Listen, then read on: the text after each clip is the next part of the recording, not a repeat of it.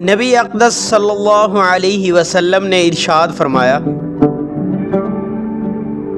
ہر نبی کی ایک خصوصی دعا ہوتی ہے جسے اللہ تعالیٰ ضرور قبول فرماتے ہیں۔ تو ہر نبی نے وہ دعا مانگ لی، لیکن میں نے اپنی دعا کو قیامت کے دن کے لیے اپنی امت کی شفاعت کے لیے بچا کر رکھ لیا۔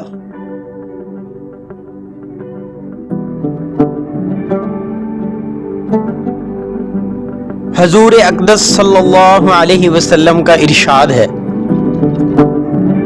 بیوہ اور مسکین کے لیے کوشش کرنے والا اللہ کے راستے میں جہاد کرنے والے کی طرح ہے، یا اس شخص کی طرح ہے جو دن میں روزہ رکھتا ہے اور رات کو قیام کرتا ہے۔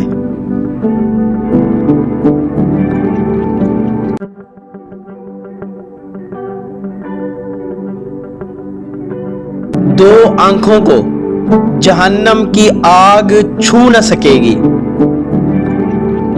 ایک وہ جس نے خوف الہی میں آنسو بہائے، اور دوسری وہ جو رات کو جاگ کر اللہ کے راستے میں پہرا دیتی رہی۔